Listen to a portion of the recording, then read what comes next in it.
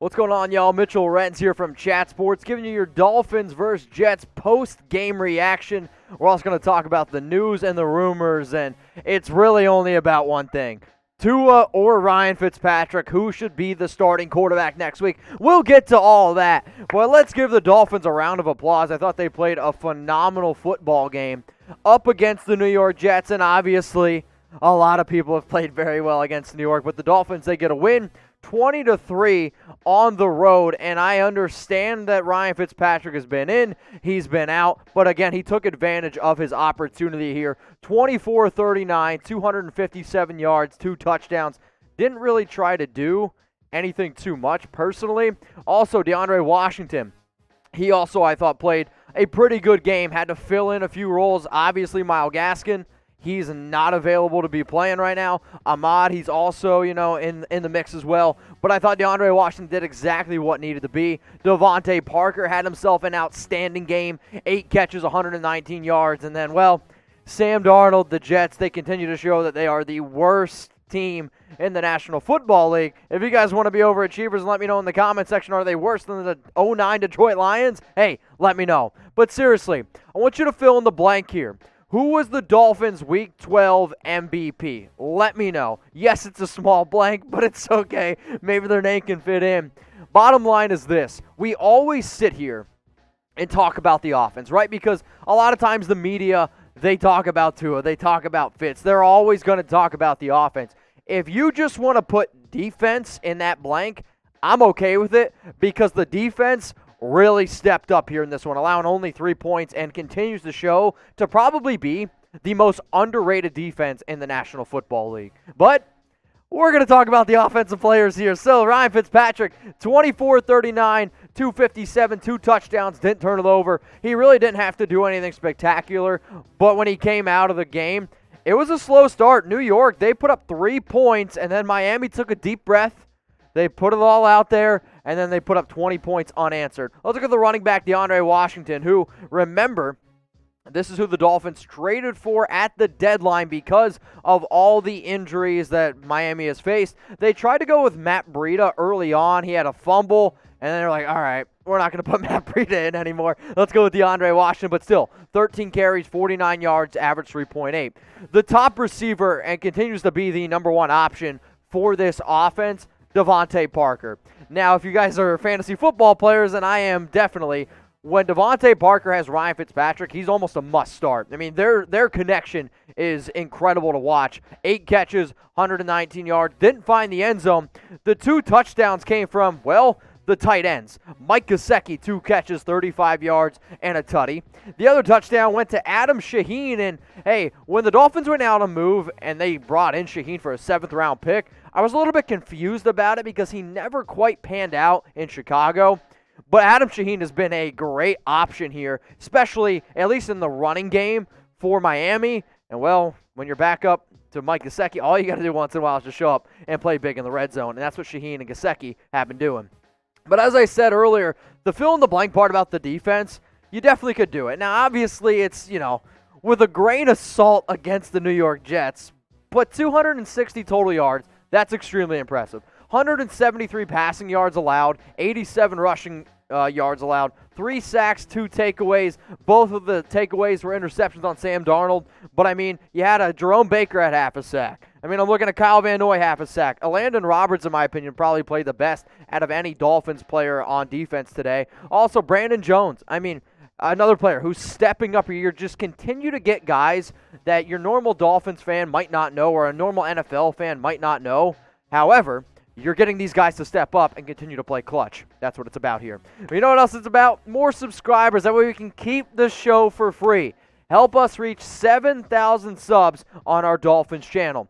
We try to give you guys at least 3 to 4 videos every single week. Here at Chat Sports, we have a lot of other channels. We have a Cowboys channel. It's got 81,000 subs. Guess what? They have daily videos. We have a Raiders channel, 65,000 subs, daily videos. The more subscribers you get, the more videos you get. It is as simple as that. So how about this? We're at 6,377. I'm going to challenge y'all. 7,000 subs. Let's get to it by next Sunday. Can you do it? I sure hope so. All right, y'all, let's get it now to today's news/rumors. All you're going to hear all week, I'm telling you right now, is should the Dolphins play to Week 13. Why? Well, he missed Week 12 against the New York Jets. Also, go back last week, Week 11, the Dolphins lost their first game under Tua, and he was benched for Ryan Fitzpatrick. So, with all of this happening, you're going to have to sit here and wonder, should they make the move? Well, I'm just going to tell you right now, Brian Flores, as soon as the game ended, and it's actually a very veteran move for a new head coach, he just flat out said, once Tua is healthy, once he's back, he is going to be the starting quarterback of the Miami Dolphins. Now, I'm also going to say this. I think Tua is the future of the team. There's no doubt about it. However, I think the offense looks better with Ryan Fitzpatrick. I really do. And when you look at the last 3 games under Fitz, they're 3-0. Now, here are the 2020 stats. Obviously, Fitz has got 6 games under his belt. Tua's got 4. But the completion percentage, advantage Ryan Fitzpatrick. Yards per game, it's advantage Ryan Fitzpatrick. The touchdowns, pretty similar. Interceptions, obviously advantage Tua. But the quarterback rating, advantage Tua. But when I honestly watch the offense, when I see how the running game works, when I see how defenses, I guess, just respect the passing game, you can win games with Tua, yes, and you can win games with Ryan Fitzpatrick. But seriously, who do you think is the better quarterback for the Miami Dolphins this year? You got a 7-4 football team. They're right in the mix, and coming up in about 2 minutes from now, I'm going to show you the update of the AFC playoff picture and why this is a team that needs to be in win-now mode. So seriously, is it Tua? Is it Ryan Fitzpatrick? Go down in the comments section and type T for Tua or type R for Ryan Fitzpatrick. I also see that it said R, but I meant to say F. It's all good. So how about this? We got an awesome deal going on. So Cyber Monday, we're starting it early here. Go to chatsports.com/Dolphins Monday. They got deals where things are up to like 50% off. Those masks that you saw on screen, they're normally $20, $9.99. This sweatshirt, normally $80, $34.99. If you need a new, I don't know, polo, maybe you're trying to golf. My golf game is terrible. If you want to help out my golf game, my handle's down there. It's horrible. But this comes in teal. It comes in orange. That teal, or the polo, is like $85 normally. Cut that in half. It's $42.99. I mean, these deals are insane, and I'm just going to warn you. If you don't take advantage of them now, they're not going to be around for long. Chatsports.com/Dolphins Monday. That link is going to be available for y'all in the comments and in the description. All right, so let's look at this current AFC playoff picture, and I am filming this on Sunday at 6:45 p.m. Eastern Time. Let's get that out of the way right now. The Steelers, I don't know if they're going to end up playing the game on Tuesday, whatever they're going to play with the Ravens, but the Steelers, they're still at 10-0. The Ravens at 6-4. The Chiefs, as I'm looking at it right now, are, whooping up on the Tampa Bay Buccaneers. Looks like they're going to go to 10-1. The Tennessee Titans, they got a win over the Indianapolis Colts, so now they're the 3 seed. The Colts, they slide all the way down to the 7 seed. The Bills, they're the 4 seed at 8-3. The Browns, they ended up winning today. They go to 8-3. The Raiders had a horrible game, losing 43-6. They drop all the way down to the 9 seed. But the team that y'all are caring about is obviously the Miami Dolphins as the 6 seed. So, what are we going to do? Let's look at the remaining schedule here for Miami. You got the Cincinnati Bengals without Joe Burrow. That should be a win. And you got the Chiefs. Never an easy game. Sorry to say it. I'm going to take the Chiefs. Then the Patriots at 5-6. Don't sleep on New England. They're starting to play a lot better football down late, but this is a game where Miami should take care of business, right? Then you got the Raiders in Las Vegas. I don't know. You're going to get the good Raiders. You're going to get the bad Raiders. Either way, not really an easy game. And then the Bills. This entire division really could come down to Week 17 at Buffalo. So the question I'm going to ask all y'all, will the Miami Dolphins make the playoffs? Y for yes, or I want you to type N for no. I'm genuinely curious on what y'all have to say on this because when I watch this offense, there's at times where I'm like, no, they don't look like an offense that should be in the playoffs. But this defense is legit. And there is a saying that defense wins championships. And if they keep playing like this, who knows? It's sports. It's the NFL. I've seen crazier things. Y for yes, or type N for no. Will the Dolphins make the playoffs?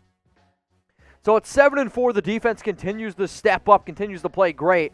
But the Jets, they're in the AFC East, and now they fall to 0-11. And I asked you guys earlier in the week, are they going to win a game? And a lot of y'all said no. And I honestly don't know, man. They're so bad. But here's the updated AFC East standings. And it's important because obviously the Patriots are like, whatever. They're still close. The Jets at 0-11, not great. But the Dolphins and the Bills, right? I mean, they're only one game behind Buffalo, maybe technically 1.5 because the Bills have already beat Miami earlier on.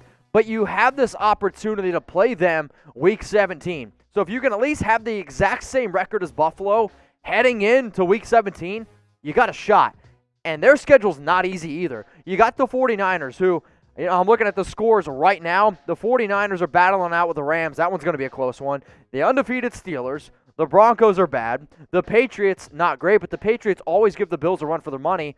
So all I'm saying is this. Watch the Bills games closely. I know you're going to watch the Dolphins games closely. So how about this? I want you to predict the Bills' final record. And why do I want you to do this? Because I think a lot of times it's, keep your friends close, keep your enemies closer. So look at the Bills, try to figure out what their record's going to be, and if you think that the Dolphins can match that record, hey, Week 17, baby, that's what it's going to come down to. The AFC East. If you made it this far in the video and you think the Dolphins are going to win the AFC East, I would appreciate if you liked the video.